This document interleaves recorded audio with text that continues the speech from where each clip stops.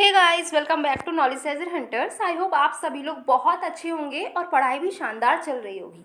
अच्छा, हम क्या कर रहे थे आपको तो पता ही होगा कि हम जून मंथ की जो हमारी विजन आईएएस की मैगजीन आई हुई है उसको कवर कर रहे थे और हमने पॉलिटी एंड गवर्नेंस वाले जो जितने भी करंट अफेयर्स थे वो कंप्लीट कर लिए थे।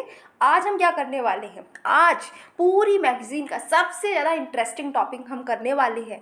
मतलब आज हम चलेंगे वर्ल्ड टूर पे, जैसे हम जाते हैं हमेशा हर मंथ। अच्छा, वर्ल्ड टूर में हम क्या करते हैं, वर्ल्ड टूर में हम जाते हैं, अलग अलग देशों को घूमते हैं और देखते हैं इंटरनेशनल लेवल पर क्या क्या चल रहा है।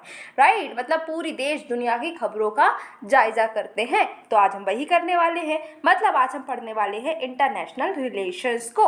राइट, तो आप इतनी देरी क्यों कर रहे हैं भाई, जल्दी जल्दी स्टार्ट करते हैं और देखते हैं क्या क्या हो गया इस एक महीने में देश दुनिया में। International relations. अच्छा, इंटरनेशनल रिलेशंस की बात करें, सबसे पहले सबसे ज़्यादा जो हॉट टॉपिक रहा हमारे पिछले मंथ का, दैट वाज हमारे जो मोदी जी हैं, हमारे पीएम जो हैं, वो गए थे यूएस। राइट, आपको पता है ना, पूरा अगर न्यूज़ जब भी चलाई हमने पूरे मंथ, जब तक वो गए थे उस टाइम तक, पूरे टाइम अगर न्यूज़ की बात करें तो पूरे दिन वही दिखाया जा रहा था, वही कवरेज हो रहा था कि क्या गिफ्ट दिया गया है, क्या गिफ्ट मिला है, कहाँ कहाँ पर घूमे हैं, क्या क्या बात हुई है। तो मतलब कि इंडिया और यूएस के रिलेशंस बहुत ज़्यादा चर्चा में थे।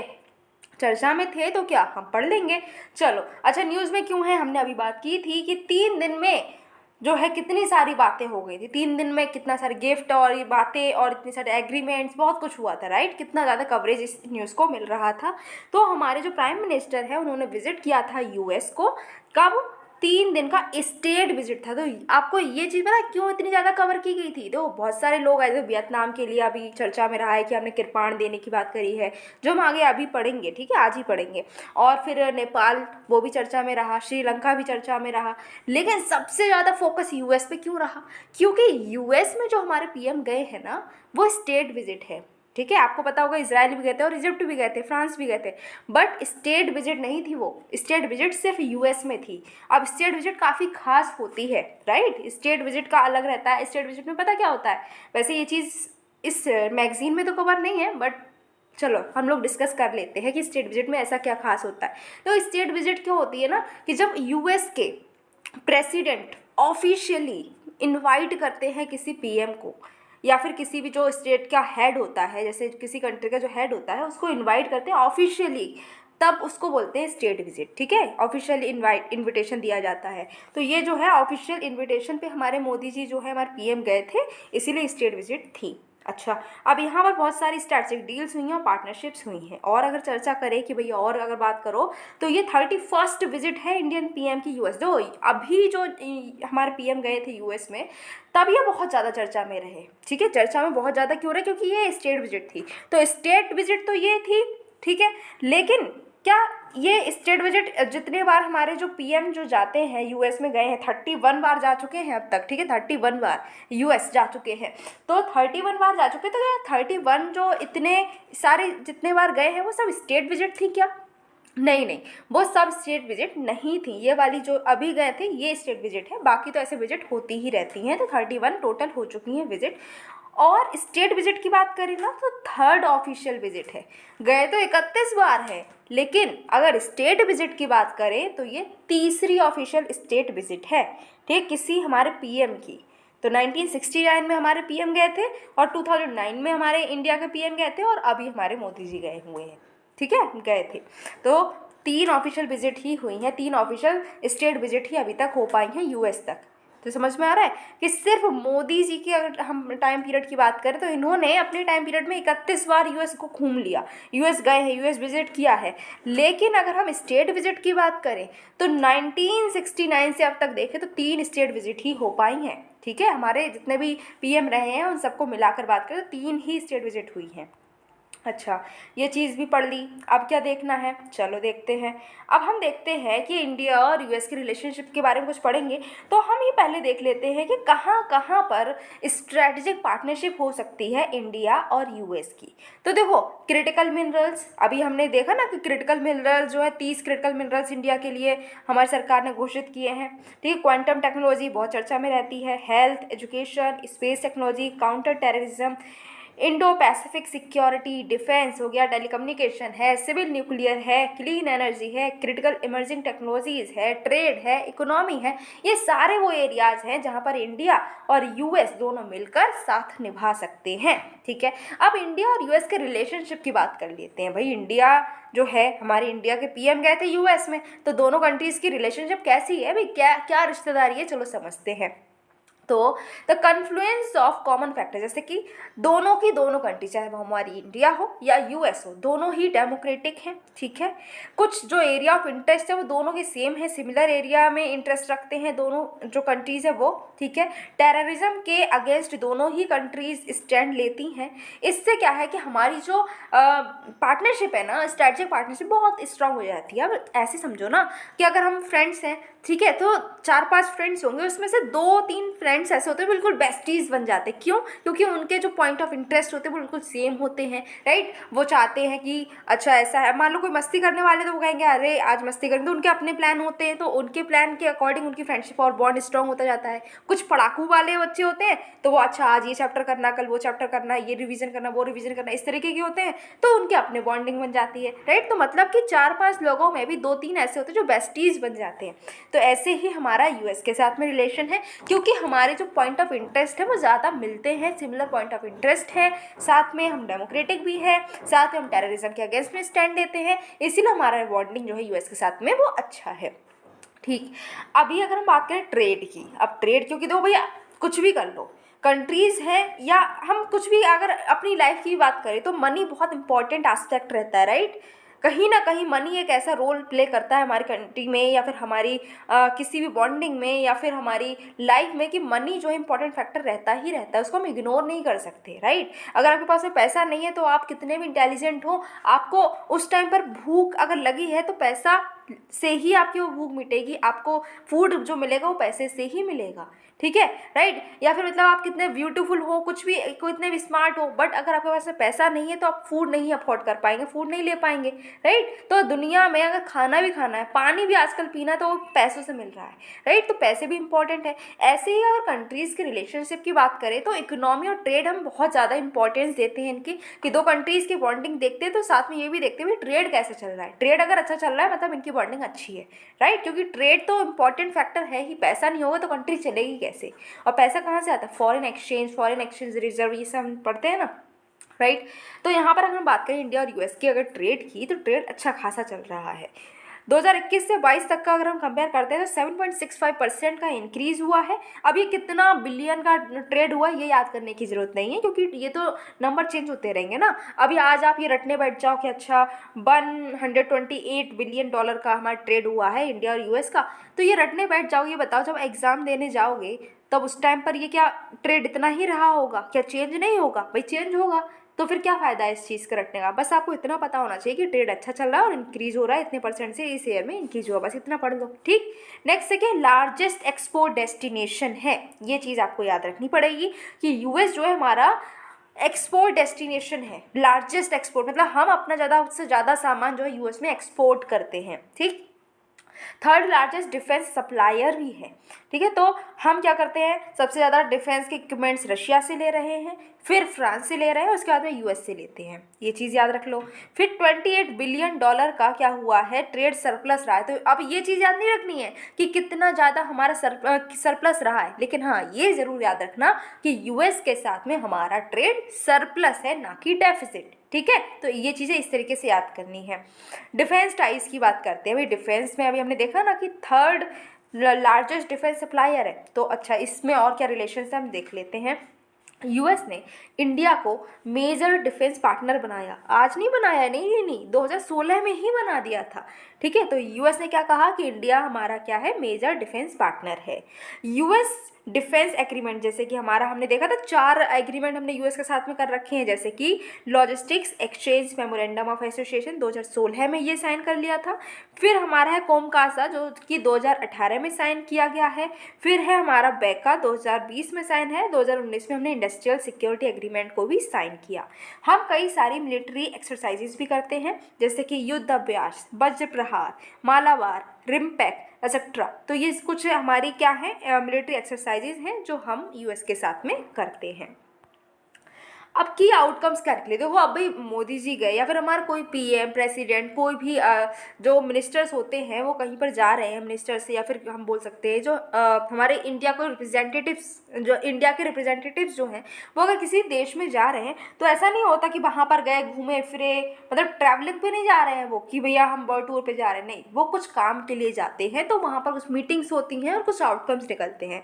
ऐसे हमारे पीएम गए थे स्टेट विजिट पर, तो वहाँ पर कुछ काम की बातें भी हुई, जैसे कि पहली बात करें अगर ट्रेड के रिलेशन में, कि ट्रेड में हमने क्या बात करी है, तो क्या कहा गया है कि हमने एक स्ट्रैटेजिक ट्रेड डायलॉग जो है उसको लॉन्च किया है, ठीक है, जिसमें हम एक्सपोर्ट कंट्रोल्स को लेकर बात करेंगे, टेक्नोलॉजी ट्रांसफ़र के लेकर बात हमने की है, ठीक। सेमीकंडक्टर्स को लेकर भी बातचीत हुई है, एक मेमोरेंडम ऑफ अंडरस्टैंडिंग और semiconductor supply chain and innovative partnership को भी साइन किया गया है दोनों कंट्रीज़ के बीच में, जिससे कि हम कॉमर्शियल अपॉर्चुनिटीज़ जो हैं उसको प्रमोट करेंगे, रिसर्च है, टैलेंट है, स्किल डेवलपमेंट है जो कि सेमीकंडक्टर के फील्ड में है उसको और प्रमोट करेंगे दोनों के दोनों कंट्री मिलकर। टेली कम्युनिकेशन में भी कुछ बातें हुई हैं, एक public private joint task force जिसको लीड कर रहे हैं इंडिया के भारत 6G एंड यूएस के नेक्स्ट जी एलियंस, ठीक है। अब ये जो बनाई गई है जिससे कि हम डेवलप करेंगे और डिप्लॉय करेंगे ओपन रेडियो एक्सेस नेटवर्क को, ठीक है, इसको हम क्या करेंगे, डेवलप और डिप्लॉय करेंगे। अब होता क्या है ये ओपन रेडियो एक्सेस नेटवर्क, ये एक ऐसा सिस्टम होता है जिसमें इंटर ऑपरेशन हो जाते हैं सेलुलर नेटवर्क इक्विपमेंट के बीच में, ठीक है, अलग अलग वेंडर्स जो हैं वो क्या करते हैं इंटर ऑपरेशंस कर पाते हैं, कॉस्ट बहुत कम होती है और कम्युनिकेशन काफ़ी अच्छा यहाँ पर हो जाता है। क्वांटम टेक्नोलॉजी पर भी बातचीत हुई है, जैसे हमने देखा था स्ट्रेटेजिक पार्टनरशिप्स जब हमने देखी थी यूएस और इंडिया के बीच में, तो उसमें क्वांटम था ना, तो हाँ, तो क्वांटम में भी बात हुई है, यूएस क्वांटम कोऑर्डिनेशन मैकेनिज्म जो है वो इस्टेब्लिश किया गया है जिससे कि हम कोलैबोरेशन जो है इंडस्ट्री, अकेडमिया, गवर्नमेंट के बीच में सही से तालमेल बैठा सकें। एम इसका ये है कि हम क्या करेंगे, comprehensive quantum information science and technology agreement को अचीव कर पाएंगे दोनों कंट्रीज़ के बीच में। US India science technology endowment fund भी लॉन्च किया गया है जिससे कि जॉइंट डेवलपमेंट और कॉमर्शलाइजेशन होगा आर्टिफिशियल इंटेलिजेंसी का, जो कि काफ़ी चर्चा में अभी आजकल है, right, artificial intelligence and next है क्वांटम टेक्नोलॉजी। फिर उसके बाद हम बात करें रिसर्च एंड इनोवेशन की, तो एक नया इनिशिएटिव लॉन्च किया गया है दैट इज़ इनोवेशन हैंडशेक, ठीक है, इनोवेशन हैंडशेक स्टार्ट किया गया है जिससे कि जो स्टार्टअप इकोसिस्टम्स हैं दोनों कंट्रीज़ के वो आपस में मिलकर काम कर पाएंगे, ठीक है, और जो सपोर्ट करेंगे किसको, US India initiative on critical and emerging technologies को। और ये जो हमारा क्या है initiative on critical emerging technology, इसको जनवरी 2023 में ही सेट किया गया है जिससे कि हम क्या कर पाएंगे, डिफेंस इंडस्ट्रियल कॉपरेशन को और स्ट्रॉन्ग बना पाएंगे दोनों कंट्रीज़ के बीच में। नेक्स्ट बात करते हैं क्लीन एनर्जी पार्टनरशिप पर भी बातचीत हुई है। The Indian US new emerging renewable energy technologies action platform को लॉन्च किया गया है जो कि एसिलरेट करेगा कॉपरेशन, किसमें हम कहाँ कहाँ पर कॉपरेशन कर सकते हैं, तो ग्रीन हाइड्रोजन में कॉपरेशन होगा दोनों कंट्रीज़ के बीच में, ऑफ शोर एंड ऑन शोर विंड में होगा, साथ ही साथ में जो दूसरी इमर्जिंग टेक्नोलॉजीज़ हैं उनमें भी दोनों कंट्रीज़ आपस में तालमेल बिठाकर काम करेंगी। US agency for international development जो है वो सपोर्ट करेगी इंडियन रेलवेज़ को जिससे कि इंडियन रेलवेज़ जो है 2030 तक नेट जीरो कार्बन एमिटर बन सके। क्रिटिकल मिनरल्स पर भी बातचीत हुई, इंडिया जो है वो नया मेंबर बन गया है किसका, यूएस के द्वारा जो लीड किया जा रहा है मिनरल सिक्योरिटी पार्टनरशिप, ठीक है, एमएसपी, ये हमारा एमएसपी एग्रीकल्चर वाला नहीं है, it is mineral security partnership, और इसको लीड कौन करता है, यूएस, उसका एक नया मेंबर कौन बना है, हमारी प्यारी इंडिया, ठीक है, जिसका एम है कि जो क्रिटिकल मिनरल्स हैं उसकी सप्लाई जो है वो इंश्योर रहे। फिर है एजुकेशन की फील्ड में भी कोलैबोरेशन हुआ है, एक joint task force for the association of American universities and leading Indian educational institutions जो है वो बनाई गई है जिसमें इंडियन इंस्टीट्यूट ऑफ टेक्नोलॉजी मतलब आईआईटी भी है, ठीक है, जो कि क्या कर रहे हैं, रिसर्च और जो यूनिवर्सिटी पार्टनरशिप है दोनों कंट्रीज के बीच में उसको और ज़्यादा मजबूत करने का काम कर रहे हैं। वीज़ा को लेकर भी बात हुई है, यूएस ने मेंशन किया है कि ये एक पायलट रन लॉन्च करेगा जिसमें जो डोमेस्टिक रिन्यूएबल हैं कुछ petition based temporary work visa के उसको एडजुडिकेट किया जाएगा, ठीक है। अब यूएस ने ये भी हाईलाइट किया है कि इसकी इंटेंशन है कि डोमेस्टिक रिन्यूएबल जो है H1B और L वीज़ा होल्डर्स के लिए वो भी लॉन्च करेगा। कॉन्सुलेट्स की भी बात करें अगर, तो यूएस ने 2 नए कॉन्सुलेट्स इंडिया में खोले हैं। एक बेंगलुरु में खोला है, एक अहमदाबाद में खोला है। नहीं नहीं, इंडिया भी पीछे नहीं भाई, इंडिया ने भी ऐसा काम किया। इंडिया ने भी अपना नया कॉन्सुलेट खोल दिया है सियाटल में, और 2 और कॉन्सुलेट्स यूएसए में खोले जाएंगे। ठीक है, लोकेशन अभी नहीं फाइनल की है, बट हाँ ऐसा होगा। अच्छा, अब हम बात करते हैं इंडिया और यूएस के डिफेंस रिलेशंस की। देखो, इंडिया और यूएस के रिलेशंस हमने देखे, फिर हमने देखा कि इंडिया जो है, इंडिया के पीएम गए विजिट पे यूएस के, और इस वजह से ये चर्चा में रहा। तो वो चर्चा भी हमने देखी कि क्या क्या हुआ है उस विजिट में, क्या क्या बातचीत हुई है। अभी हमने देखी कितने सारे मुद्दों पर बात करके आए हैं हमारे पीएम, राइट। अब बात करते हैं इंडिया और यूएस के डिफेंस रिलेशंस की। तो अभी यही बात है कि देखो, अभी हमारे विजिट हो रहा था, ठीक है, इंडियन पीएम हमारे गए हैं, विजिट पे गए थे, तो उस टाइम पर डिफेंस डील्स भी कई सारी साइन हुई हैं, इसीलिए हम डिफेंस रिलेशंस को पढ़ रहे हैं। जैसे कि एक एग्रीमेंट जो है वो साइन किया गया है, जिसमें बात की जा रही है जो GE-F414 जेट इंजन है, ये दोनों कंट्रीज मिलकर बनाएंगी। ठीक है, मिलकर बनाएंगे। तो दोनों कंट्रीज मिलकर बनाएंगे, तो ऐसा तो है नहीं कि जो यूएस के प्रेसिडेंट और इंडिया के पीएम इन दोनों ने मिलकर डील की है तो ये दोनों लोग बैठ के इंजन बनाएंगे। नहीं, इनको तो और काम भी है, इनको तो पूरा देश चलाने हैं। तो ये काम कौन करेगा? कुछ इंडस्ट्रीज ही करेंगी, कुछ कंपनीज ही करेंगी। हाँ, तो कौन सी कंपनी है? यूएस की कंपनी है जनरल इलेक्ट्रिक, और इंडिया की कंपनी है हिंदुस्तान एरोनॉटिक्स लिमिटेड। ये दोनों कंपनीज मिलकर बनाएंगी, क्या बनाएंगी? GE-F414 जेट इंजन्स को। इंडिया ने एग्री किया है कि ये 31 high altitude long endurance unmanned aerial vehicles को भी ये प्रोक्योर करेंगे, खरीदेंगे यूएस से, और इनका नाम है जनरल एटॉमिक्स MQ-9V ड्रोन्स। ठीक है, तो मतलब कुछ ड्रोन्स जो 31 ड्रोन्स हम यूएसए से लेने वाले हैं, उन ड्रोन्स का नाम है MQ-9V ड्रोन्स। ठीक है, US India defence acceleration ecosystem, जिसको हम इंडस एक्स बोलते हैं, तो इंडस एक्स को भी लॉन्च किया गया है। इससे ज्वाइंट डिफेंस टेक्नोलॉजी इनोवेशन हो पाएगा, दोनों कंट्रीज के बीच में को प्रोडक्शन हो पाएगा एडवांस डिफेंस टेक्नोलॉजीज का। अब हम देखते हैं जो डील अभी हम करके आए हैं, ठीक है, जिसमें हम बता रहे कि एक जेट इंजन बनाया जाएगा, 31 हम ड्रोन्स लेने वाले हैं, और इंडस एक्स। तो इस डील का क्या सिग्निफिकेंस है, क्या इंपॉर्टेंस है, जो हमारे पीएम मोदी ये करके आए हैं डील, उसकी क्या सिग्निफिकेंस है? तो सबसे पहली चीज़ कि इंडियन फ्लीट जो है उसको बूस्ट मिलेगा। जो डील है इससे होगा ये कि जो हिंदुस्तान एरोनॉटिक्स लिमिटेड है वो मैन्युफैक्चर कर रही है किसका?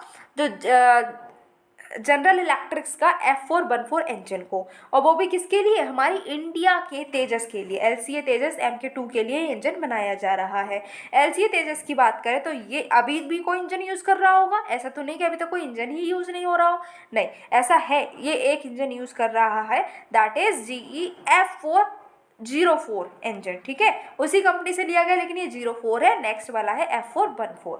टेक्नोलॉजी ट्रांसफ़र, ठीक है, कुछ ही कंट्रीज ऐसी हैं जैसे यूएस है, रशिया है, यूके है, फ्रांस है, जिसने इस टेक्नोलॉजी को मास्टर किया है, और 80% ये टेक्नोलॉजी हमें ट्रांसफ़र कर दी जाएगी। फ्यूचर इंडिजीनियस डेवलपमेंट्स हो पाएंगे। इंडियन साइंटिस्ट जो हैं वो क्या करेंगे? इस इंजन को बनाना सीख लेंगे, और फिर उनको ज़रूरत नहीं होगी किसी और की, वो खुद से ही ये इंजन बनाया करेंगे। नेक्स्ट है अंडरस्टैंड करेंगे ड्रोन टेक्नोलॉजी को। इस्टेब्लिशमेंट हो रहा है comprehensive globe maintenance repair overhaul facility का इंडिया में, जिससे कि हम क्या कर पाएंगे? इंडिजीनियस ड्रोन कैपेबिलिटीज़ जो हमारी हैं खुद की ड्रोन कैपेबिलिटीज़ वो और स्ट्रॉन्ग हो पाएंगी। जो हमारे लोकल डिफेंस इंडस्ट्रीज़ हैं उनको भी बूस्ट मिलेगा, क्योंकि हम क्या कर पाएंगे? यहाँ पर इंडिजीनियस क्लॉज यहाँ पर डाल दिया है, जिससे कि इंडियन फर्म्स हैं वो क्या कर पाएंगी? इंडिजीनियस चीज़ों का यूज़ करेंगी मैन्युफैक्चरिंग में, कॉस्ट भी कम हो जाएगी। जो ड्रोन्स हैं इंडिया में अगर इंट्रोड्यूस होंगे तो इससे इंडियन नेवी का समय भी बचेगा, कॉस्ट भी बचेगा, और जो मैन्ड एयरक्राफ्ट्स हैं, ठीक है, जो नॉर्मली हम सर्विलांस में भेजते हैं कि सर्विलांस करने के लिए, उसकी जगह पर हम ड्रोन्स भेज सकते हैं, इससे टाइम, कॉस्ट सब कुछ बचेगा। नेक्स्ट है कि डिफेंस कॉपरेशन हो रहा है, लेकिन हम जानते हैं कि भाई लाइफ के हर एक टाइम पर, हर एक कदम पे कोई ना कोई चैलेंज आता ही। हमारी अभी सिंपल सी लाइफ है, उसमें भी चैलेंज आते ही है ना, हर दिन कोई ना कोई चैलेंज मिलता ही हमें, जिसको हम अच्छे से टैकल भी करते हैं।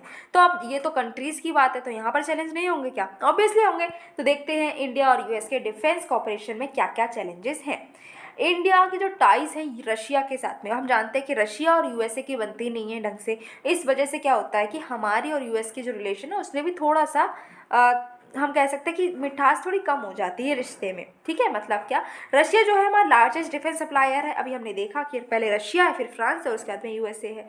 और इस वजह से क्या होता है कि जो यूएसए है कि अब उसे पता है कि हमारा बॉन्ड रशिया से भी है।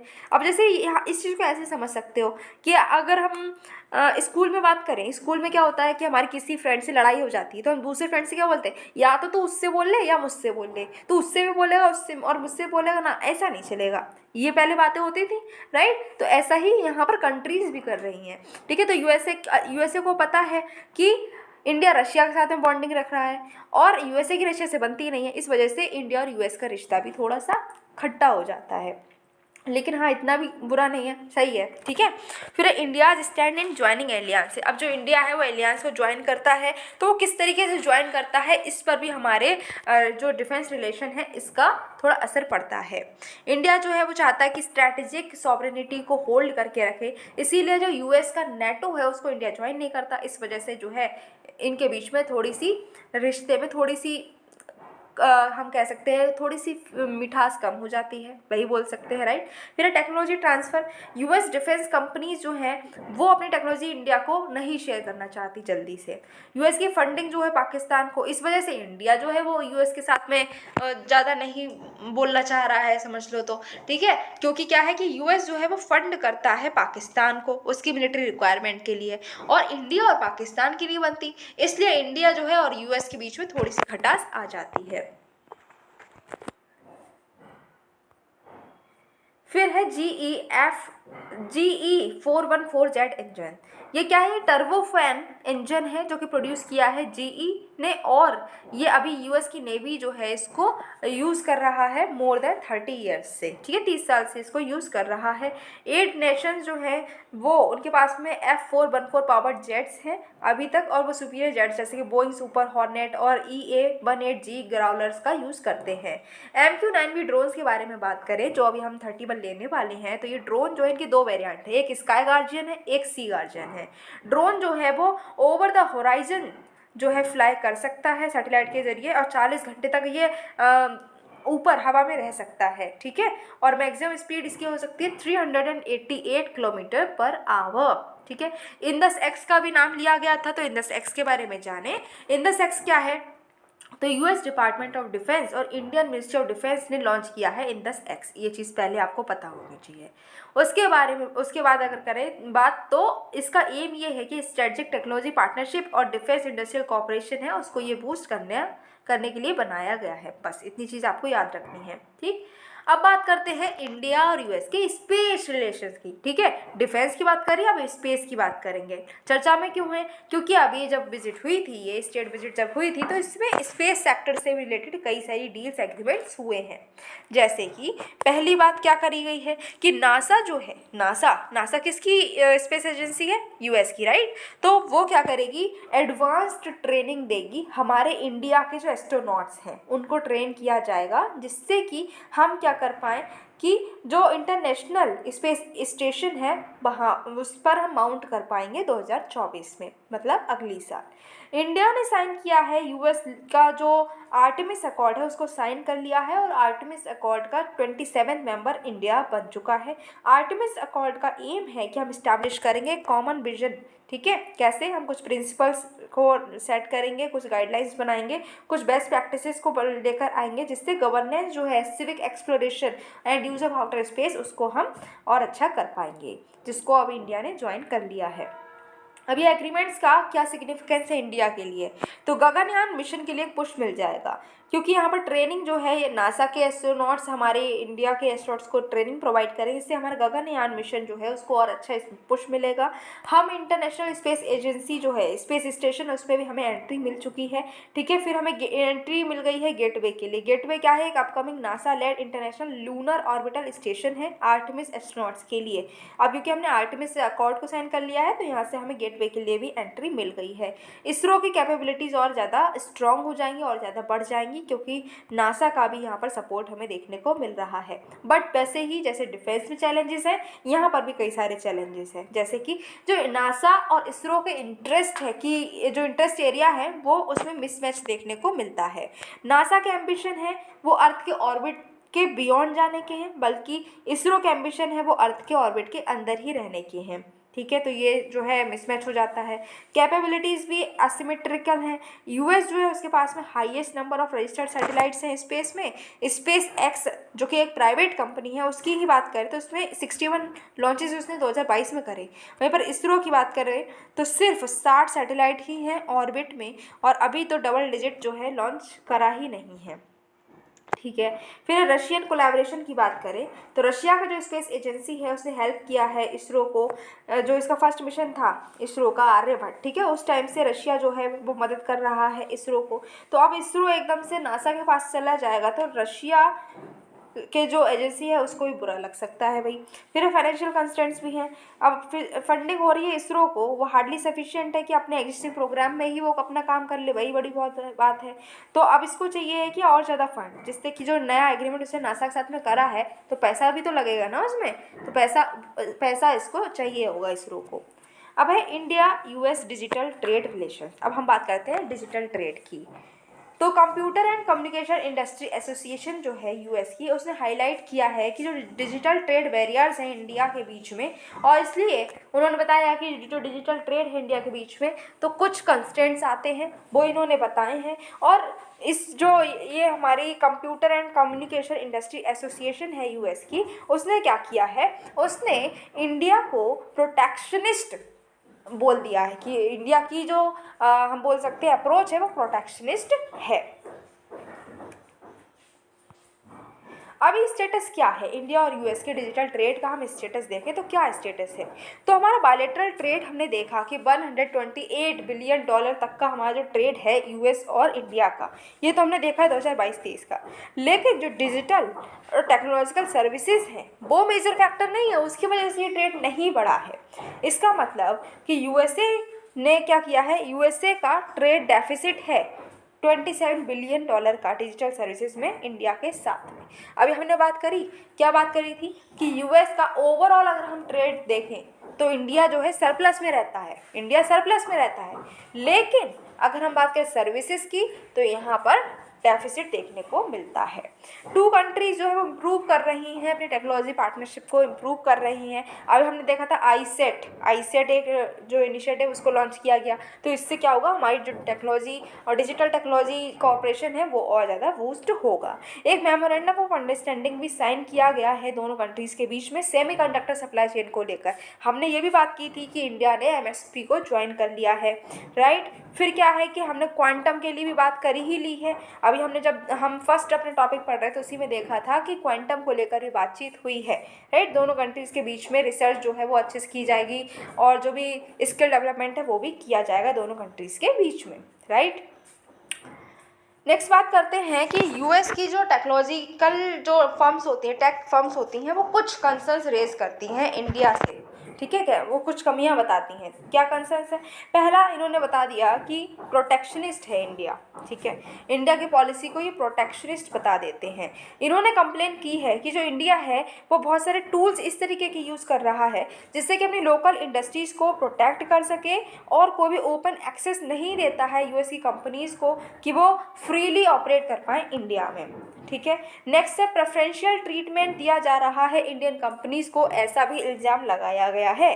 तो जो CCIA है इसने कहा है कि इंडियन गवर्नमेंट जो है, भारत की सरकार प्रेफरेंस देती है किसको, लोकल कंपनीज़ को, ठीक है, और फॉरेन कंपनीज़ के अगेंस्ट में काम कर रही है, ऐसा भी उन्होंने बोला। नेक्स्ट है ग्रेटर गवर्नमेंट सेंसरशिप। उन्होंने कहा कि सरकार की सेंसरशिप बहुत ज़्यादा बढ़ती जा रही है। जो ग्रुप है इसने हाईलाइट किया है कि सेंसरशिप और जो कंट्रोल है पॉलिटिकल स्पीच पर, स्टेट इंस्टीट्यूशंस पे, वो बहुत बढ़ गया है अगेंस्ट दी कंपनी। फिर कॉम्प्लिकेटेड टैक्स स्ट्रक्चर, इन्होंने कहा कि इक्वलाइजेशन लेवी के द्वारा ये जो टैक्स स्ट्रक्चर है ये बहुत ज़्यादा कॉम्प्लिकेटेड हो चुका है। करंट इक्वलाइजेशन लेवी है 2% की, पहले थी 6% की। तो जो 2% की है ये चार्ज होती है ग्रॉस रेवेन्यू जो कि NRIs रिसीव करते हैं, ठीक है। तो इन्होंने कहा है कि टैक्स स्ट्रक्चर काफ़ी कॉम्प्लिकेट हो चुका है, लोगों को समझ ही नहीं आ रहा है टैक्स स्ट्रक्चर, ठीक है। तो ये भी इन्होंने बताया है। यूएस घूम लिए, बहुत मज़ा आया। अब ऐसा करो, यूएस बहुत दूर है, वापस आ जाओ, यूएस से आ गए हैं, अब हम चलेंगे नेपाल में, अपने पड़ोसी, ठीक है। थोड़ा पड़ोस में भी घूमते हैं। तो हम दूसरी कंट्री कहाँ आज घूमने जा रहे हैं? आज हम घूमने जा रहे हैं नेपाल। देखते हैं इंडिया और नेपाल क्यों है चर्चा में, ठीक है। इंडिया और नेपाल जो है, इन्होंने बहुत सारे इनिशिएटिव्स जो है अभी जागरूक कर दिए हैं, अनवेल कर दिए हैं, ठीक है, दिखाए हैं, एग्रीमेंट हो चुके हैं। जब कब हुए? जब हमारे जो नेपाल के पीएम हैं वो इंडिया में आए, ठीक है। समझ में आ रहा है? हमारे पीएम तो यूएस गए हैं, ठीक है, फिर यूएस की हमने सारी चर्चा कर ली, यूएस में हम भी घूम आए। अब हम नेपाल घूम रहे हैं। क्यों घूम रहे हैं? इस बार हमारे पीएम नहीं गए, बल्कि नेपाल के पीएम इंडिया में आए। अब जैसे ही हमारे पीएम गए थे, उन्होंने कई सारे एग्रीमेंट किए, ऐसे नेपाल के पीएम आए, उन्होंने भी बहुत सारे एग्रीमेंट्स कर लिए हैं, ठीक है। तो उन्हीं एग्रीमेंट्स को हमें पढ़ना है, चर्चा करनी है, और इसीलिए नेपाल घूम रहे हैं हम। चलो, नेपाल में आ चुके हैं और देखते हैं कई सारे इनिशिएटिव्स और एग्रीमेंट जिनका भी जिक्र होगा, क्योंकि वो साइन हो चुके हैं। दोनों का सरकार, जो दोनों सरकार हैं, उन्होंने कई सारे इनिशिएटिव एग्रीमेंट साइन करे हैं। दोनों कंट्रीज़ हैं, उन्होंने रिजॉल्व किया है कि वो क्या करेंगे कि जो हमारा बाउंड्री डिस्प्यूट चल रहा है दोनों कंट्रीज़ के बीच में, उसको अब हम ख़त्म करेंगे, उसको सॉल्व कर लेंगे, ठीक है। इनॉग्रेशन किया है ट्विन इंटीग्रेटेड चेक पोस्ट का, ठीक है। एक कहाँ पर है चेक पोस्ट बनाई जा रही है? एक रुपाईदीहा में बनाई जा रही है। रुपाईदीहा कहाँ है? इंडिया में है। और नेपालगंज में बनाई जा रही है, वो है नेपाल में, नाम से ही पता चल रहा है। बहुत सारे मेमोरेंडम ऑफ अंडरस्टैंडिंग्स को भी साइन किया गया है, जिससे कि डेवलपमेंट हो सके दो धारा चांदनी चेक पोस्ट का, जो कि इंडिया और नेपाल की बॉर्डर पर मिलेगी। डेवलपमेंट हो रहा है फूकोट करनाली हाइड्रो इलेक्ट्रिक प्रोजेक्ट का। क्रॉस बॉर्डर पेमेंट होगा, ठीक है, इस पर भी बातचीत हुई है। Second cross border petroleum pipeline भी बिछाई जाएगी सिलीगुड़ी और झापा के बीच में, ठीक है। झापड़ नहीं है, झापा है, ठीक। फिर extension of Motihari Amlekhganj pipeline to Chitwan, जो मोतीहारी अमलेखगंज पाइपलाइन थी, अब उसको बढ़ाकर चितवान तक भी पहुंचाया जाएगा। ये कुछ एग्रीमेंट्स हुए हैं। पावर सेक्टर में बात करें तो इंडिया ने एग्री किया है कि ये पहला ट्राइलेटरल पावर ट्रेड जो है नेपाल टू बांग्लादेश पहुंचाएगा, ठीक है। इंडिया जो है 40 मेगावाट्स ऑफ पावर जो है जनरेट करेगा। ट्रीटी ऑफ ट्रांजिट हुई है, रिवाइज की है ट्रीटी ऑफ ट्रांजिट, जिससे कि नेपाल को एक्सेस मिलेगा इंडिया के इनलैंड वाटरवेज का, ठीक। फिर हाइड्रो पावर कोऑपरेशन की बात करें तो प्रोजेक्ट डेवलपमेंट एग्रीमेंट हुआ है lower Arun hydro electric project का। कनेक्टिविटी की बात करें तो लाइन ऑफ क्रेडिट प्रोवाइड किया गया है, इंडिया प्रोवाइड करेगा किसको? नेपाल को। कितना? $680 मिलियन का लाइन ऑफ क्रेडिट इंडिया देगा नेपाल को, ठीक है। कौन कौन से कॉरिडोर्स के लिए? Nepal Bheri corridor, Nijgadh Inaruwa corridor and Gandak Nepalgunj corridor. India जो है वो फंड करेगा और बनाएगा 2 एडिशनल ब्रिजेस महाकाली रिवर पर, ठीक है, ब्रिजेस भी बनाए जाएंगे। इनॉग्रल होगा किसका? Cross border freight rail operations का। बटनाहा जो इंडिया में है, और नेपाल कस्टम यार्ड जो है जोगवानी विराटनगर रेल लिंक, यहाँ पर क्या होगा? क्रॉस बॉर्डर फ्रेट रेल भी चलेगी, मतलब मालगाड़ी चलेगी। यहाँ और बात करें कुर्था बिजलपुर रेल सेक्शन जो है Jaynagar Kurtha passenger rail link का, वो हमने किसको दे दिया? हैंड ओवर कर दिया है नेपाल को। तो ये कुछ नाम है जो हो सकता है आपको थोड़ा डिफिकल्ट लगे, क्योंकि ये नेपाल के एरिया के नाम है, बट आपको याद करने पड़ेंगे मेंस के लिए, ठीक है। तो अभी टेंशन मत लेना, अगर प्रीलिम्स की तैयारी कर रहे हो तो बस थोड़ा थोड़ा सा इसको पढ़ना है, लेकिन नाम और कहाँ पर ये है, कौन से लिंक्स हुए हैं, वो आपको याद करने पड़ेंगे जब मेंस आएगा। अभी से रटने से फ़ायदा नहीं है, क्योंकि तब तक आप भूल जाओगे, राइट। और अगर रटना है तो रट लो, बट रिवाइज करते रहना तब तक, राइट। फिर है मेजर एरियाज, कहाँ कहाँ पर इंडिया और नेपाल की इंगेजमेंट है, चलो देखते हैं। इकोनॉमिक कॉपरेशन की बात करें तो इंडिया जो है वो लार्जेस्ट ट्रेडिंग पार्टनर है, किसका? नेपाल का, ठीक है। और एफडीआई का हाईएस्ट सोर्स भी है, किस चीज़ का? नेपाल का। भाई नेपाल का अगर हम बात करें, इंडिया क्या है, तो नेपाल का इंडिया लार्जेस्ट ट्रेडिंग पार्टनर भी है और हाईएस्ट एफडीआई सोर्स भी है। बायलेटरल ट्रेड जो है वो $7 बिलियन से भी ज़्यादा, $7 बिलियन से भी ज़्यादा हुआ था 2019-20 में। कनेक्टिविटी एंड डेवलपमेंट पार्टनरशिप की बात करें तो इंडिया जो है वो नेपाल को बहुत ज़्यादा हेल्प कर रहा है। किस किस चीज़ में हेल्प करता है? नेपाल की बॉर्डर इंफ्रास्ट्रक्चर को डेवलप करने में इंडिया ने बहुत हेल्प की है। रोड्स को अपग्रेड करवाया, क्रॉस बॉर्डर रेल लिंक्स को डेवलप कराया है और ओवरऑल इकोनॉमिक असिस्टेंस भी इंडिया प्रोवाइड करता है। मल्टीलेटरल कॉपरेशन की बात करते हैं, जैसे BBIN है, that is Bangladesh, Bhutan, India, Nepal, और बिमस्टेक है, सार्क है, नाम है, इन सब में दोनों ही कंट्री मेंबर्स हैं। डिफेंस कॉपरेशन की बात करें तो इंडिया असिस्ट करता है नेपाल की आर्मी को मॉडर्नाइज करने में, ठीक है, सप्लाई प्रोवाइड करता है, इक्विपमेंट देता है, ट्रेनिंग प्रोवाइड करता है। नेपाली सोल्जर्स को गोरखा रेजिमेंट जो हमारी इंडियन आर्मी की है उसमें भी उनको क्या करता है, रिक्रूट करता है। हाइड्रो पावर कोऑपरेशन की बात करें तो इंडिया और नेपाल ने रिसेंटली साइन किया है एक मेमोरेंडम ऑफ अंडरस्टैंडिंग, जिससे कि हम वेस्ट सेती और सेती रिवर प्रोजेक्ट को डेवलप करेंगे और एग्री किया है कि हम क्या करेंगे, सप्तकोसी हाई डैम प्रोजेक्ट जो है कोसी रिवर पर, उसको भी और ज़्यादा आगे लेकर जाएंगे। वेस्ट सेती रिवर जो है ये कर्नाली रिवर की ट्राइब्यूटरी है, ठीक है, आपको याद रखनी है।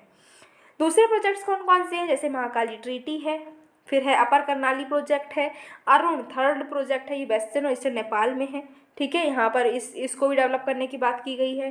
कल्चर में बात करें तो Swami Vivekananda centre for Indian culture को सेट किया गया है, कहाँ पर, काठमांडू में, जिससे कि हम जो इंडिया का बेस्ट कल्चर है, इंडियन कल्चर का जो best of the best parts हैं उसको हम शोकेस वहाँ पर कर पाएंगे।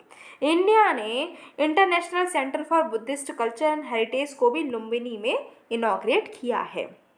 लुम्बिनी कहाँ पर है, नेपाल में ना। फिर अच्छा, major issues in India Nepal relations. अब भाई अच्छा खासा सब कुछ चल रहा है, लेकिन कुछ ना कुछ तो नोक झोंक चलती ही रहती है। तो क्या क्या इश्यूज है, चलो जानते हैं। पहला है बॉर्डर डिस्प्यूट, जिसको सॉल्व करने की अभी बात हुई थी, हमने देखा अभी। तो बॉर्डर डिस्प्यूट की बात करें तो जो टाइज हैं दोनों कंट्रीज़ के बीच में, अब यहाँ पर क्या हुआ, अच्छे खासा सब कुछ चल रहा था, लेकिन फिर हुआ ये कि काठमांडू ने क्या करा, एक पॉलिटिकल मैप जो है वो इशू कर दिया, पब्लिश कर दिया 2020 में। इस वजह से यहीं से हमारा जो रिश्तेदारी है नेपाल के साथ में वो थोड़ी खट्टी हो गई। क्यों? क्योंकि इन्होंने 3 इंडियन टेरिटरीज़ को, जैसे कि लिम्पियाधुरा, काला पानी और लिपुलेख, इसको नेपाल का पार्ट दिखा दिया था। नेक्स्ट है चाइना का इन्फ्लुएंस। चाइना जो है अपना इकोनॉमिक इंगेजमेंट नेपाल के साथ में और ज़्यादा बढ़ा रहा है अपनी BRI इनिशिएटिव के ज़रिए, जिस वजह से इंडिया और नेपाल के रिलेशंस जो हैं उस पर असर पड़ रहा है, ठीक है। और चाइनीज़ इंटरफेरेंस भी हो रहा है नेपाल पॉलिटिक्स में। ट्रस्ट गैप भी देखने को मिल रहा है, क्योंकि इंडिया के जो प्रोजेक्ट नेपाल में हैं वो बहुत धीरे धीरे से काम कर रहे हैं। इसी वजह से नेपाल जो है वो इंडिया पर अब ट्रस्ट थोड़ा कम कर रहा है। अब हम यहाँ पर, अभी हमने बात की थी काला पानी, लिपुलेख और लिम्पियाधुरा की, तो वो एरिया यहाँ पर दिखाए गए हैं, जो ये हमें दिख रहा है ऑरेंज कलर में। ये देखो, पहले है लिम्पियाधुरा, सेकेंड है काला पानी, ठीक है, काला पानी, लिपुलेख, लिम्पियाधुरा डिस्प्यूटेड जो एरिया है, इधर है लिपुलेख पास, ठीक है।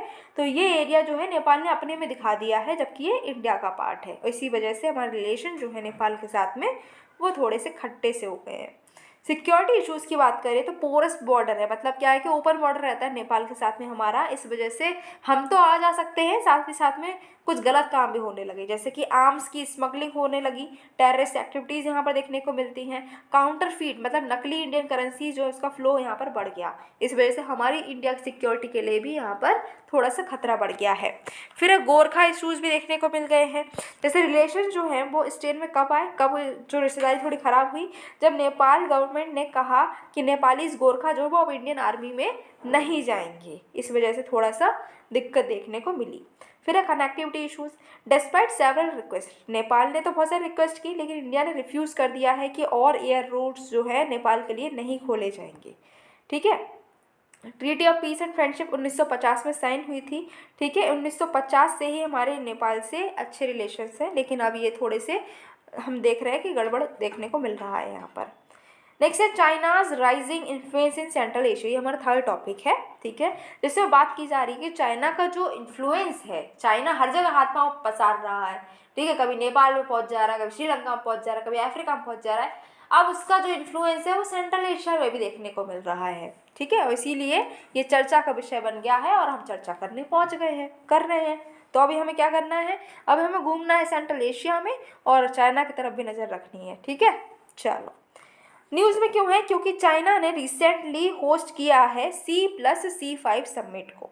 ठीक है, तो पहली चीज़ तो आपको यहाँ पर यही याद करनी पड़ेगी कि C+C5 समिट क्या है और ये किसने होस्ट की है। तो ये जो समिट है ये चाइना ने होस्ट की है अपने ही सिटी में, जो कि है जियान सिटी। ठीक है, जियान सिटी। ठीक, और यहाँ पर लीडर कौन रहे? लीडर रहे हैं 5 सेंट्रल एशियन कंट्रीज़ के हेड। ठीक है, तो मतलब क्या कि जो C+C5 समिट है इसमें कौन कौन लोगों ने पार्ट किया है? चाइना ने पार्ट किया है, और जो हमारे सेंट्रल एशियन नेशंस हैं उनके लीडर्स ने पार्टिसिपेट किया है, और ये होस्ट चाइना ने की है, चाइना में ही हुई है। ठीक है, तो जियान जो डिक्लेरेशन है इसको साइन किया गया है, जो कि क्या कर रहा है? ये जो जियान डिक्लेरेशन है ये एक ब्लूप्रिंट दिखाता है कि कैसे आगे जाकर चाइना और सेंट्रल एशिया के रिलेशंस होंगे। तो उसका ब्लूप्रिंट जियान डिक्लेरेशन दिखाता है। तो आपको याद रखना है जियान डिक्लेरेशन क्या है। ठीक, नेक्स्ट बात करते हैं सेंट्रल एशियन नेशंस की। देखो सेंट्रल एशियन नेशंस अभी चर्चा में है क्योंकि उन्होंने ही मीटिंग अटेंड की है। तो देखो कौन कौन से सेंट्रल एशियन नेशंस होते हैं। तो यहाँ पर बात की जाए कैस्पियन सी। ठीक है, कैस्पियन सी के इधर अगर हम देख रहे हैं तो Turkmenistan, Uzbekistan, Kazakhstan, Kyrgyzstan and Tajikistan. तो ये जो तान वाले जो 5 नेशंस हैं ये हमारे सेंट्रल एशियन नेशंस हैं। ये चीज़ आपको याद रखनी है। आपका टास्क यहाँ पर ये है कि आपको क्या करना है, इनमें से ये देखना है कि कौन सी कंट्री, यहाँ पर आप पेन कॉपी लेकर बैठो, नोट करो कि क्या क्या देखना है। सबसे पहले आपको देखना है कि कौन कौन सी कंट्री इसमें लैंड लॉक्ड हैं। ठीक है, दूसरा काम आपको देखना है कि ये जो कंट्रीज़ हैं आपस में कौन कौन सी कंट्रीज़ एक दूसरे के साथ में कौन कौन सी कंट्रीज़ बॉर्डर शेयर कर रही हैं। तीसरी चीज़ आपको देखनी है कि इनमें से कौन कौन सी कंट्रीज चाइना के साथ में बॉर्डर शेयर कर रही हैं। और उसके बाद में ओवरऑल एक पर्टिकुलर कंट्री लो उठाओ, 5 कंट्रीज़ ही हैं, ज़्यादा नहीं है, तो एक पर्टिकुलर कंट्री कौन कौन से बॉर्डर किस किस कंट्री के साथ में शेयर कर रही है ये आपको पता होना चाहिए। इतना काम आपको करना है और ये ज़रूरी है। आलस मत दिखाना कि नहीं ऐसी मैम तो बोलती रहती, नहीं, ये कर लेना। क्योंकि अगर आप देखें तो पिछले कई सालों से लगातार ऐसे क्वेश्चन आ रहे हैं जिसमें बॉर्डर्स पूछे जा रहे हैं, राइट। इसलिए ये काम कर लेना, पता चले बाद में पछताओ पेपर देने के टाइम पर कि यार ये कर लेते, राइट। चलो नेक्स्ट देखें तो लीडर्स ने फोकस किया है पीपल टू पीपल एक्सचेंज पे। ठीक है, कल्चरल सिल्क रोड प्रोग्राम पर भी और रीजनल जो टेररिज्म एक्सट्रीमिज्म है उस इशू पर भी वार्तालाप हुई है। जो फर्स्ट C+C5 ठीक है सबमिट हुई है, ये वर्चुअल फॉर्मेट में हुई थी पिछली साल, जिसमें जो 30th एनिवर्सरी है चाइना और सेंट्रल एशियन कंट्रीज़ की वो मनाई गई थी। चाइना जो है इन्वेस्ट कर रही है, बहुत भारी भरकम मात्रा में इन्वेस्टमेंट हो रहा है सेंट्रल एशिया में अपनी BRI के ज़रिए। ठीक है, और रिलेशनशिप जो है इस रीजन में वो शंघाई कोऑपरेशन ऑर्गेनाइजेशन के ज़रिए इंस्टीट्यूशनलाइज्ड हो गए हैं चाइना और C5 के बीच में। अब अगर ये इन्फ्लुएंस बढ़ रहा है सेंट्रल एशिया का तो इससे इंडिया पर क्या असर पड़ेगा ये चलो समझते हैं। सबसे पहली चीज़ जियोपॉलिटिकल कंपटीशन बढ़ जाएगा। चाइना का प्रेजेंस अगर यहाँ पर हो जाता है तो इससे क्या होगा कि जो इंडिया का स्ट्रेटेजिक इंटरेस्ट है उस पर असर पड़ेगा। ठीक है, अब जैसे तालिबान ने टेक ओवर कर लिया है उसके बाद में सेंट्रल एशियन रीजन जो है वो इम्पोर्टेंट एरिया बन गया है, जहाँ पर जो हमारी रशिया है, चाइना है, US है, टर्की है, ईरान है, यूरोप है, यूरोपियन यूनियन है, इंडिया है, ये सब आपस में कंटेस्ट कर रहे हैं। इकोनॉमिक कंपटीशन हो जाएगा इंडिया के लिए चाइना के साथ में, क्योंकि चाइना जो है वो सेंट्रल एशिया की लार्जेस्ट ट्रेडिंग पार्टनर है। ठीक है, और इंडिया जो है, इंडिया कंबाइंड ट्रेड अगर हम करें सेंट्रल एशिया से ऑलरेडी तो वो सिर्फ 2 बिलियन का ही है, तो जो कि काफ़ी कम है। ठीक है, फिर कनेक्टिविटी एंड इंफ्रास्ट्रक्चर की बात करें तो चाइना का BRI जो कि इंक्लूड करता है प्रोजेक्ट जैसे कि CPEC को। ठीक है, इससे जो है इंडिया का एफर्ट है कि वो अपनी कनेक्टिविटी बनाना चाह रहा है सेंट्रल एशिया से, वो उस पर भी असर पड़ेगा। चाइना का इन्फ्लुएंस जो है इससे इंडिया की जो एबिलिटी है कि वो अपना क्लोजर टाइज बना सके, ये जो हमारे सेंट्रल एशिया नेशंस हैं उस पर भी असर पड़ेगा। सिक्योरिटी कंसर्न्स की बात करें तो जो ग्रोइंग चाइनीज़ प्रेजेंस है ये इम्पैक्ट कर सकता है रीजनल सिक्योरिटी डायनेमिक्स को। तो सिक्योरिटी पर भी हमें देखने को मिलेगा कि कोई असर पड़ने को पढ़ेंगे, ठीक है। फिर इंडिया और जो सेंट्रल एशियन रीजन है इसे कॉमन कंसर्न्स हैं, जैसे कि टेररिज्म है, एक्सट्रीमिज्म है, ड्रग ट्रैफिकिंग है, तो ये कॉमन कंसर्न्स देखने को मिलते हैं दोनों ही जगह पर। एनर्जी सिक्योरिटी पर भी असर पड़ेगा, क्योंकि ये रीजन जो है ये बहुत क्रूशियल है हमारी एनर्जी सिक्योरिटी के लिए, लेकिन अब यहाँ पर चाइना बैठ जा रहा है, राइट, तो इससे असर पड़ेगा।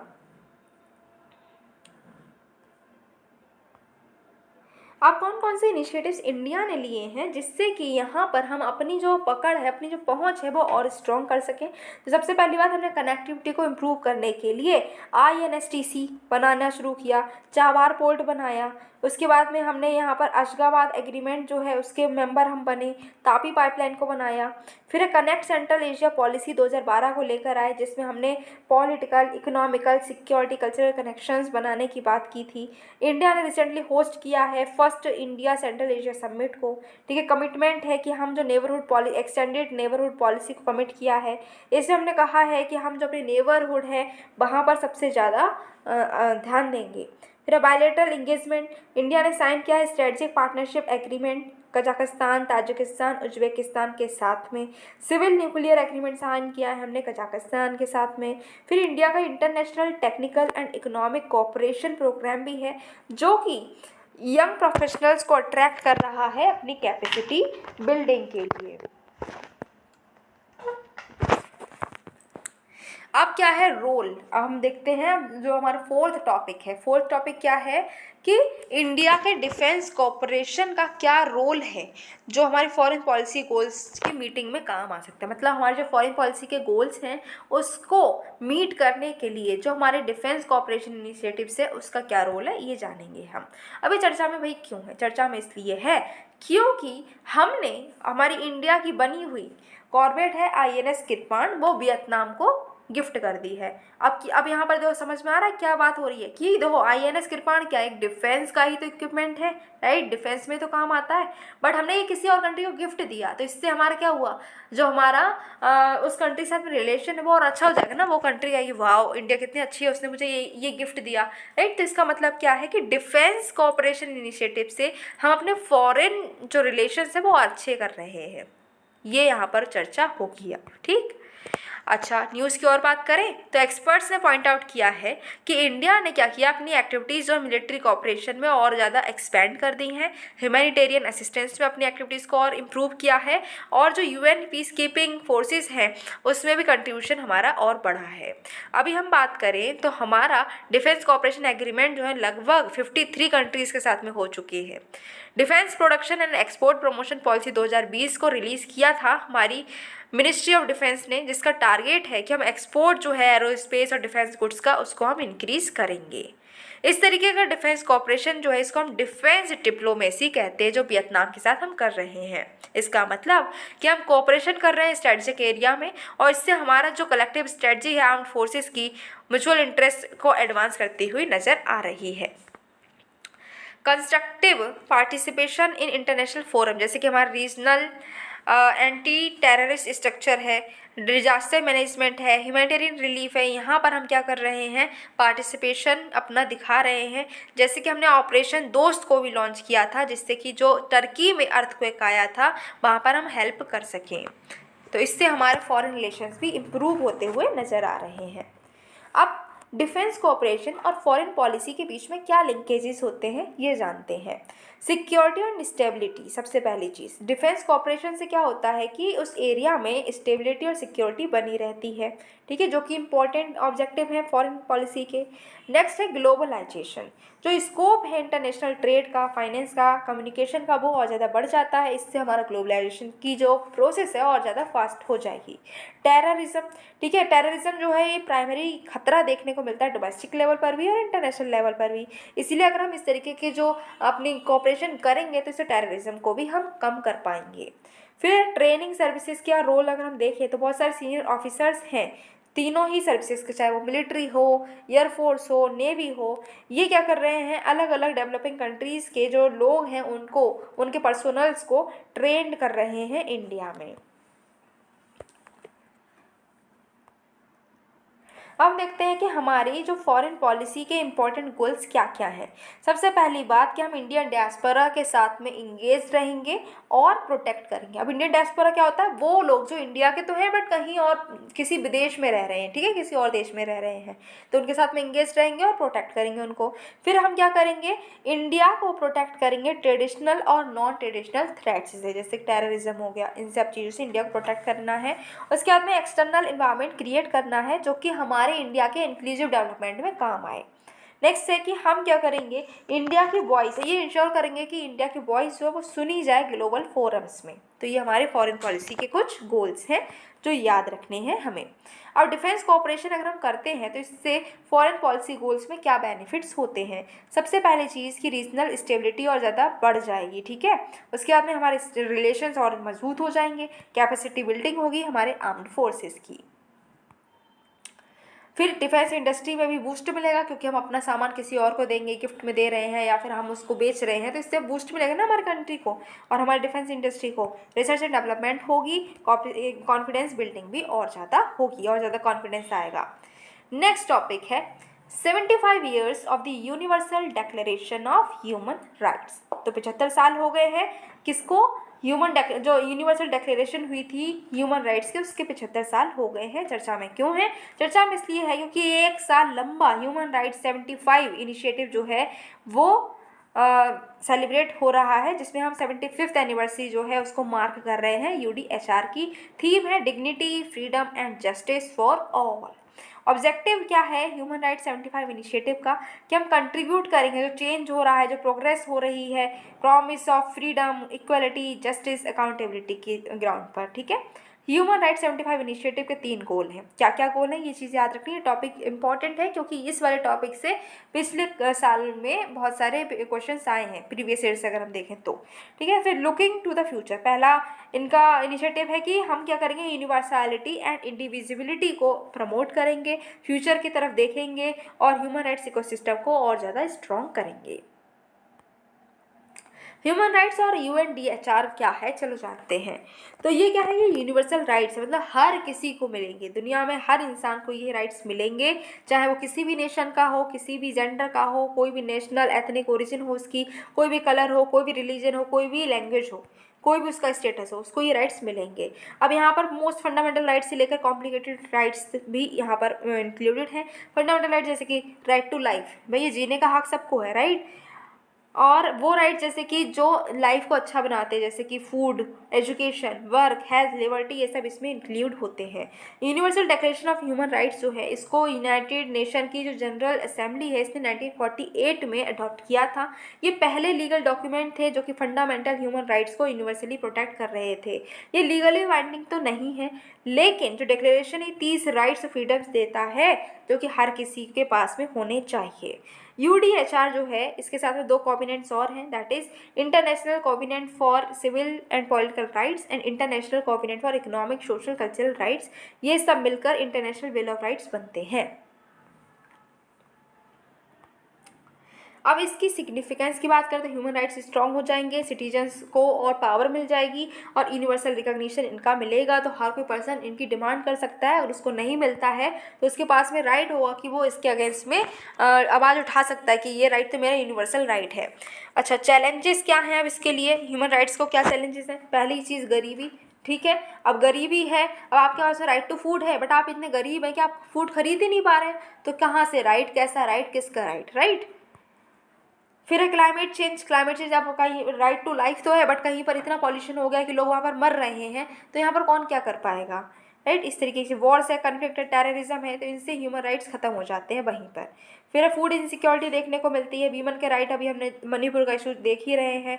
फिर एथनिक रिलीजियस हेट्रेड देखने को मिलती है। LGBTQ+ के साथ में कितने सारे हम देखते हैं कि जातीय हो रही होती हैं, राइट। फिर उसके बाद में वायलेंस होता है अथॉरिटेरियन रिजीम के साथ में, ये भी हमें देखने को मिलता ही रहता है कई स्टेट्स में, कई हम बोलें स्टेट्स मतलब कंट्रीज़ यहाँ पर हम कहना चाहिए। फिर मैकेनिज्म किस तरीके से हम ह्यूमन राइट्स को प्रोटेक्ट और प्रमोट करेंगे, तो इसमें कुछ कन्वेंशंस हैं जो हमें याद रखनी है कि ये किस चीज़ से रिलेटेड है, ह्यूमन राइट्स से रिलेटेड है, जिसमें है convention on the prevention and punishment of the crime of genocide, फिर convention on the rights of child, convention on the rights of persons with disability and 1951 का रेफ्यूजी कन्वेंशन। ठीक है, एक human rights council भी बनी हुई है जो कि ह्यूमन राइट्स को दुनिया भर के जो लोग हैं उनके राइट्स को बचाती है। Human rights and UN system भी है, ठीक है, जिसमें यूएन की कई सारी पॉलिसीज़ बनाई गई हैं जो कि ह्यूमन राइट्स की बात करती हैं। यूएन पीस कीपिंग मिशंस भी जाते हैं जो ह्यूमन राइट्स को बचाते हैं। इंडिया में भी ह्यूमन राइट्स को लेकर हमारी कमीशन बनी हुई है। फिर कुछ राइट्स जो कि इस डिक्लेरेशन में हैं, जैसे कि जितने भी ह्यूमंस पैदा हुए हैं वो फ्री हैं और सब इक्वल हैं डिग्निटी और राइट्स के मामले में। किसी को भी हम स्लेव नहीं बना सकते हैं, ठीक है, टॉर्चर नहीं कर सकते हैं, सब लॉ के सामने सब इक्वल हैं, ठीक है, आर्बिट्रेरी अरेस्ट नहीं कर सकते हैं, डिटेन नहीं कर सकते हैं, एग्जाइल में नहीं डाल सकते हैं, इकोनॉमिक सोशल कल्चरल राइट्स हैं लोगों के। उसके बाद में आर्बिट्रेरी इंटरफेरेंस नहीं कर सकते हैं लोगों की प्राइवेसी के साथ में। तो ये कुछ ह्यूमन राइट्स हैं जो यूनिवर्सल लेवल पर मनाए गए हैं। अच्छा, नेक्स्ट हमारा टॉपिक है यूनेस्को। ठीक है, नेक्स्ट टॉपिक क्या है? यूनेस्को। तो अभी हम एक इंटरनेशनल बॉडी के बारे में पढ़ने जा रहे हैं, दैट इज यूनेस्को। यूनेस्को तो सबने सुनी है, बट बहुत सारे लोग ऐसे होंगे हम में से जिनको यूनेस्को की फुल फॉर्म तक नहीं पता होगी। चलो आज जान लेते हैं। That is united nations educational scientific and cultural organization. मतलब कि यूनाइटेड नेशन की एक बॉडी है जो एजुकेशनल फील्ड में काम करेगी, साइंटिफिक फील्ड में काम करेगी और कल्चरल फील्ड में भी काम करेगी।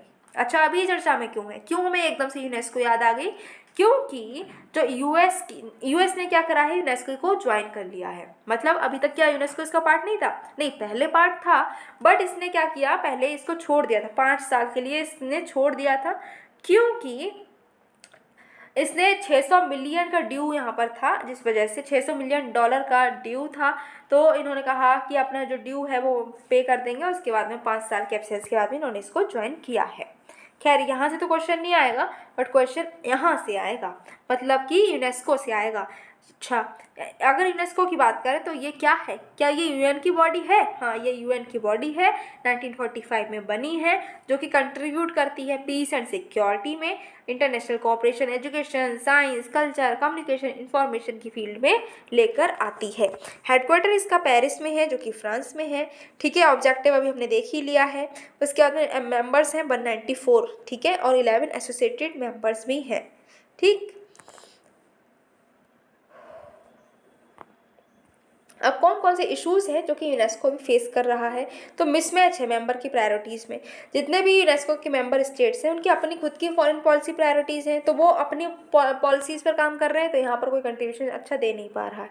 फाइनेंशियल व्यूज़ भी देखने को मिल रहा है। यूएस ने यहाँ से विड्रॉ किया था, इस वजह से इसमें 20% की फंडिंग कम हो गई थी। अब फाइनली इसने ज्वाइन कर लिया है, तो हो सकता है मामला अब सही हो जाए। फिर एजुकेशन पे फोकस बहुत कम हो रहा है। ठीक है, यूनेस्को है वो क्या कर रहा है, यूनेस्को का फोकस अब कम हो गया है, क्योंकि अलग अलग बॉडीज़ और बन गई हैं, जैसे कि ग्लोबल पार्टनरशिप फॉर एजुकेशन बन गई है।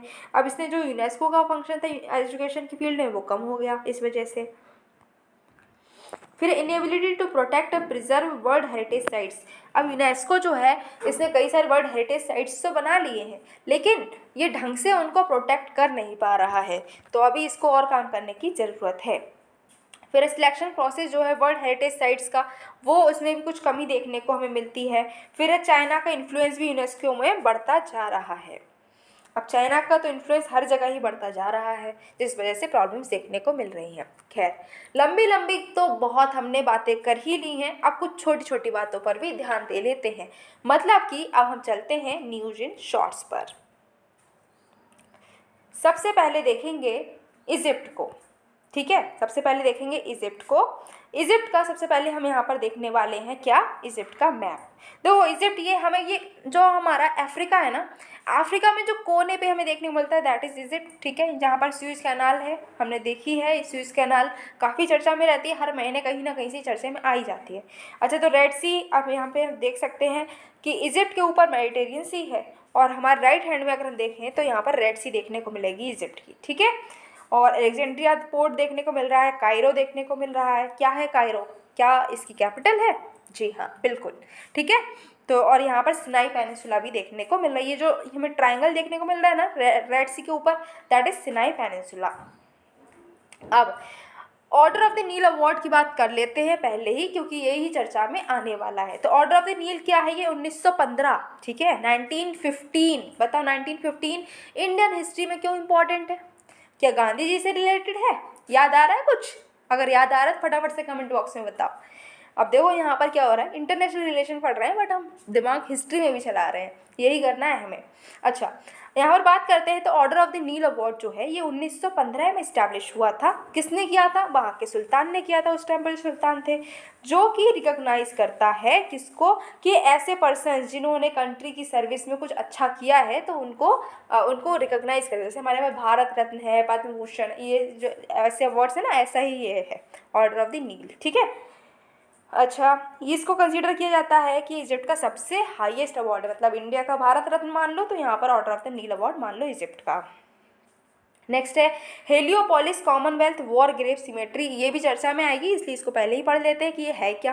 तो ये जो सिमेट्री है ये कायरो में बनी हुई है, ठीक है। यहाँ पर क्या हुआ था, जो हमारे 4300 इंडियन सोल्जर जो कि इजिप्ट में लड़ रहे थे वर्ल्ड वॉर के फर्स्ट के टाइम पर, तो उनकी ये सिमेट्री कब्र यहाँ पर बनी हुई है, ठीक है। फिर अल हकीम मॉस्क, तो ये मॉस्क जो है ये 4th ओल्डेस्ट मॉस्क है इजिप्ट की, ठीक। सेकंड लार्जेस्ट है मॉस्क ऑफ इब्न तुलुन के बाद में।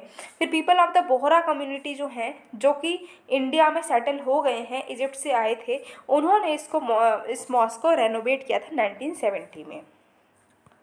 अब बात करते हैं कि इजिप्ट क्यों हम इतना पढ़ रहे हैं, कि हम ऑर्डर ऑफ द नील पढ़ रहे हैं, कभी कुछ पढ़ रहे हैं, कभी कुछ पढ़ रहे हैं, क्यों पढ़ रहे हैं इजिप्ट के बारे में? इसलिए पढ़ रहे हैं क्योंकि हमारे जो पीएम हैं जब वो यूएस गए थे तब वो वापसी में इजिप्ट में भी गए थे, इसीलिए हम इजिप्ट के बारे में पढ़ रहे हैं। इंडिया और इजिप्ट ने एक स्ट्रैटेजिक पार्टनरशिप को भी साइन किया है, ठीक है, 2023 इसी साल जनवरी में, जब इजिप्ट के प्रेसिडेंट इंडिया में आए थे तब ये साइन किया गया था। दोनों ही सरकारों ने 3 MOU को भी साइन किया है। अब 3 MOU किस पर है बेस्ड? तो एग्रीकल्चर पर बेस्ड हैं, आर्कियोलॉजी एंड एंटिक्विटीज़ पर बेस्ड हैं और कंपटीशन लॉ पर बेस्ड हैं, ठीक है। तो 3 फील्ड में हमने क्या किया है, MOU को साइन किया है। इंडियन पीएम को order of the Nile award मिला था। बस समझ में आ गई बात, क्यों पढ़ा था order of the Nile award? क्योंकि ये हमारे पीएम को दिया गया है। पीएम ने Heliopolis commonwealth war grave cemetery को भी विजिट किया और अल हकीम मॉस्क को भी विजिट किया। इन दोनों के बारे में भी हमने अभी पढ़ा, इसीलिए पढ़ा था क्योंकि यहाँ पर घूमने गए थे पीएम। अब देखते हैं next topic, that is 75 years हो चुके हैं यूनाइटेड नेशन की पीस कीपिंग के लिए। तो पहले तो हम यही जान लें कि जो डिपार्टमेंट ऑफ पीस ऑपरेशन है ये क्या है। ये यूएन का एक डिपार्टमेंट है जो कि 1992 में बनाया गया था। उस टाइम पर इसको department of peace keeping operations बोलते थे, ठीक है। ये डेडिकेटेड है किसके लिए? मेंबर स्टेट्स के लिए हेल्प करने के लिए। जो यूएन के मेंबर स्टेट्स हैं उनको हेल्प किया जाएगा कि वहाँ पर पीस एंड सिक्योरिटी जो है वो मेंटेन रहे। अच्छा, अब ये क्यों है चर्चा में? चर्चा में इसलिए है क्योंकि 75 साल हो चुके हैं जो यूएन पीस कीपिंग जो है ये जब से स्टार्ट हुआ था, उसके आज अगर हम देखें तो 75 साल पूरे हो गए, इसीलिए ये चर्चा में है। इस बार की थीम है कि पीस बिगिंस विद मी, ठीक है। एक सेरेमनी भी हेल्ड की गई है, पोस्टमसली अवार्ड दिया गया है the Dag Hammarskjold medal peace keepers के लिए, जो कि 2022 में जिनकी मृत्यु हुई, जो शहीद हो गए। Peace begins with me campaign भी चलाई जा रही है जो रिकॉग्नाइज कर रही है यूएन पीस कीपर्स के सर्विस और सेक्रीफाइसेस को पास्ट प्रेजेंट में, ठीक है। ये जो कैंपेन है ये कहती है उस इंसान से कि वो ग्लोबल मूवमेंट फॉर पीस को ज्वाइन करे। 75 साल तक क्या हुआ है कि लगभग 2 मिलियन पीस कीपर्स जो हैं उन्होंने जो लोगों की लाइफ को बचाया है, ठीक है, और ये वर्ल्ड की most fragile political security situations में जाकर उनको बचाया है, उनकी लाइफ को बचाया है। नेक्स्ट है India UN SDG cooperation framework, next topic है हमारा, ठीक है। तो नीति आयोग और यूएन ने साइन किया है government of India UN sustainable development cooperation framework को, जो कि 2023 से 27 तक के लिए है, ठीक है। ये 4 स्ट्रेटजिक पिलर्स पर बना हुआ है। ये पिलर्स आपको याद रखने पड़ेंगे। देखो अब इस बार का अगर पेपर आपने देखा हो तो ये पिलर्स और ये कौन कौन सी चीज़ें इसमें इंक्लूड होती हैं, ठीक है, ये सारी चीज़ें बहुत पूछी जा रही हैं प्रीलिम्स में, तो ये चीज़ आपको याद रखनी पड़ेंगी कि अच्छा ये जो फ्रेमवर्क है तो इसमें कौन कौन से पिलर्स हैं, अच्छा ये एग्रीमेंट हुआ तो इसमें कौन कौन से पिलर्स पर बात की गई है, अच्छा ये मेमोरेंडम ऑफ अंडरस्टैंडिंग साइन हुआ है तो इसमें कौन कौन से एरिया में बात की गई है, ये चीज़ें आपको याद रखनी पड़ेंगी, ठीक है। अच्छा ये रिपोर्ट आई तो इस रिपोर्ट में किस किस चीज़ को ध्यान में रखकर काम किया जाता है, कौन कौन से इंडिकेटर्स लिए जाते हैं, क्योंकि एक ना एक क्वेश्चन ऐसा बन ही जाएगा, बन रहा है, पिछले साल भी देखो, इस साल भी देखो, पेपर में आया था, ठीक।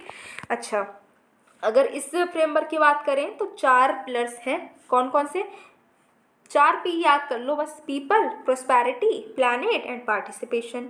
4 इंटरलिंक्ड पिलर्स भी हैं जिनके 6 आउटकम एरियाज हैं जो कि फोकस करेंगे हेल्थ एंड वेलबींग पर, न्यूट्रिशन पर, फूड सिक्योरिटी पर, quality education, economic growth, decent work, environment, climate, वॉश and resilience, empowering people, communities and institutions.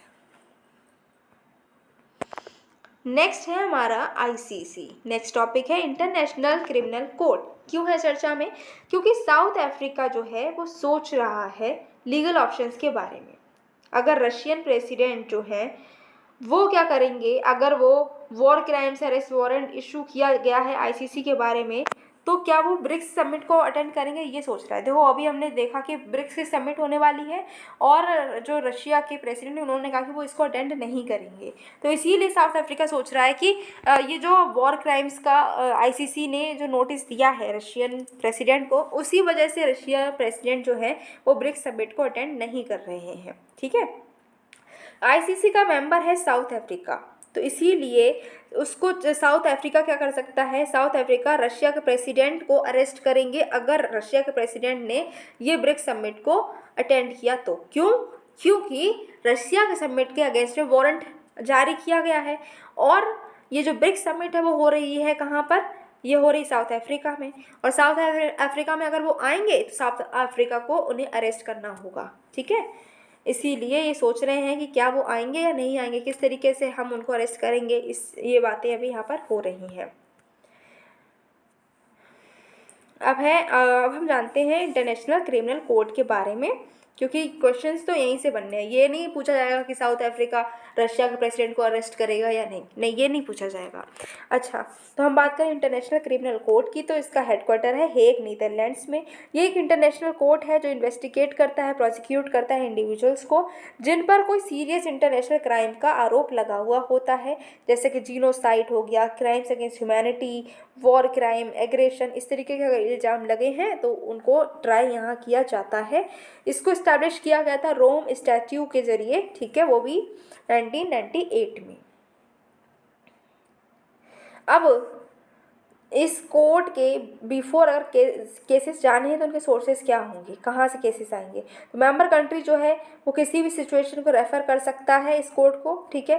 फिर यूएनएससी जो है वो अपनी किसी केस को यहाँ पर रेफ़र कर सकता है, या फिर प्रोसिक्यूटर जो है खुद इनिशिएट कर सकता है एक इन्वेस्टिगेशन किसी मेंबर स्टेट में। अब इसकी जुरिस्डिक्शन की बात करें तो ओनली ओवर क्राइम्स कमिटेड हुए हैं 1 जुलाई 2002 के बाद में, तभी वही क्राइम्स पर यहाँ पर जो है केस हो सकते हैं। कोर्ट की अपनी कोई पुलिस फोर्स नहीं है, ठीक है, तो ये स्टेट कोऑपरेशन मतलब जो कंट्रीज़ है वो कोऑपरेट करेंगी ऐसा यहाँ पर माना जाता है। 123 कंट्रीज़ हैं जो कि इसकी पार्टी हैं, इसको साइन जिन्होंने किया है। इंडिया, चाइना, इराक ने इसको साइन नहीं किया है। North Korea, Saudi Arabia, Turkey, ठीक है, इन्होंने भी इसको साइन नहीं किया है।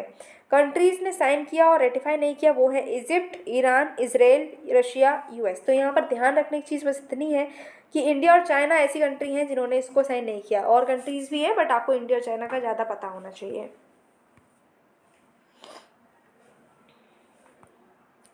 नेक्स्ट है यूनिवर्सल पोस्टल यूनियन। तो कैबिनेट ने अप्रूव किया है कि रीजनल ऑफिस बनाया जाएगा यूनिवर्सल पोस्टल यूनियन का न्यू दिल्ली में। ये जो यूनिवर्सल पोस्टल यूनियन है ये 1874 में इस्टेब्लिश हुई थी। ये सेकेंड ओल्डेस्ट इंटरनेशनल ऑर्गेनाइजेशन है। हेडक्वार्टर इसका 1 स्विट्जरलैंड में है। 192 मेंबर कंट्रीज है इसकी। क्या इंडिया मेंबर है? हाँ, इंडिया भी इसका मेंबर है। ये प्राइमरी फोरम है कॉपरेशन के लिए पोस्टल सेक्टर में, ठीक है। ये कुछ रूल सेट करती है इंटरनेशनल मेल एक्सचेंज के लिए और रिकमेंडेशंस भी देती है कि किस तरीके से mail parcel financial services volumes में ग्रोथ हम कर सकते हैं। नेक्स्ट है Asia Pacific plant protection commission.